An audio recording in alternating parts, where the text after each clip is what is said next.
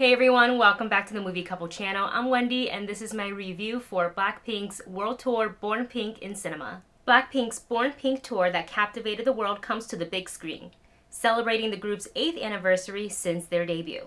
If you've been watching this channel for a while now, you probably already know I am a huge K-pop fan and Blackpink is one of my favorite groups. For this specific concert, the Born Pink tour, I think I saw them whenever they were in LA, and I also traveled all the way to Atlanta for the VIP because my friend War and I were actually able to get tickets for that one, so we decided to fly all the way to Atlanta to watch it, and it was such a good experience. When I saw that they were taking this tour, the production of it, and turning it into essentially a concert movie, we've seen this in the past. This isn't the first time an artist or a K-pop group has done this, taking their concert and putting it on the big screen, but it allows the fans to get to enjoy the concert and the songs and the performances all over again. And then for those who were not able to get to a concert because the fight for those tickets are hard, it allows us the chance to kind of sit down, enjoy, and hang out with Blackpink. So the movie centers around their most recent tour that just ended, and the girls are currently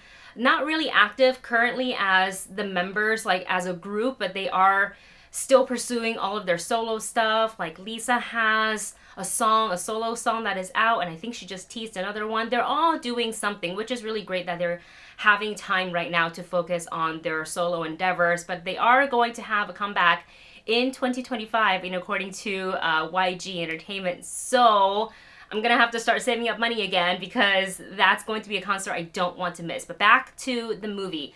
So it focuses on the performances that they did for the Born Pink tour.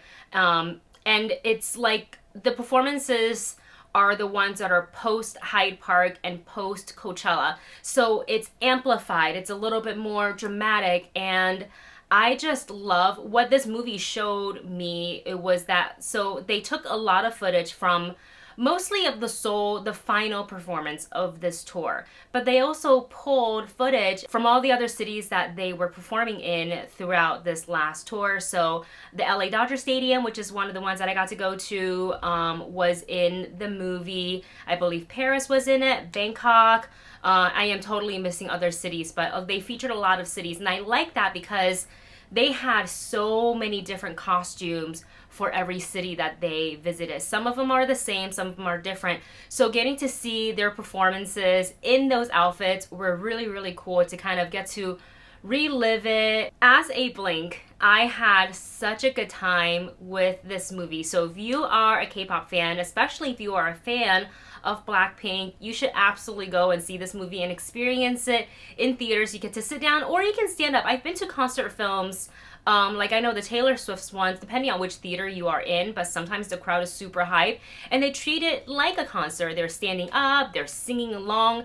Normally, theater etiquettes, you are seated, you are, quiet, you don't talk during the movie, you're certainly not on your phone, videotaping, whatever. And I still don't, I do not condone any of that. But in a concert film setting, it's a little bit different. People tend to want to get up on their feet. They tend to want to sing along. The whole point is to have fun in a concert-like experience. Same thing with like the BTS concert film.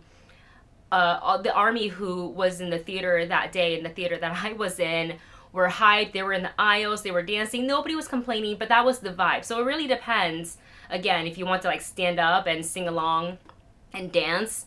It really depends on the vibe of the theater. Our theater, most people were seated, but we were cheering, we were hollering, we were singing along, but nobody was in the aisles dancing. So you just kind of have to read the room, get the feel, but it is a lot more of an interactive experience, I would say, than a regular theater going experience. One of the things that I wish that we would have seen a little bit, and I know they've done this before with another Blackpink movie that they had in theaters, and I'm not talking about the Netflix documentary. It was the one that came out in theaters exclusively after that, and it had some behind the scenes footage of them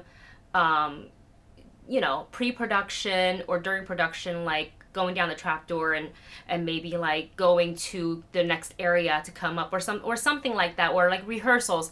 I think that would have been really cool to have included. Maybe that's just me. Maybe I'm just into, what goes on under the stage or behind the scenes. I enjoy seeing things like that, and I think it also gives another element to the performance and the artists, that there's just so many pieces that has to come together for a production of this scale. Nonetheless, this was such a fun experience. I haven't gotten to see Blackpink, obviously, since their LA Dodger Stadium concert, and I've been missing them. And I know they're doing their solo stuff right now, but I miss them as a group. I'm excited for their comeback. So if you have been missing a little bit of that Blackpink, this is the movie that's going to heal a little bit of that for you. So for me, this is a check it out in theaters. I had so much fun. I actually, because it's only in theaters for a limited time, I would like to go and see this again. I had a great time. And there you have it. That is my thoughts on the Born Pink in Cinema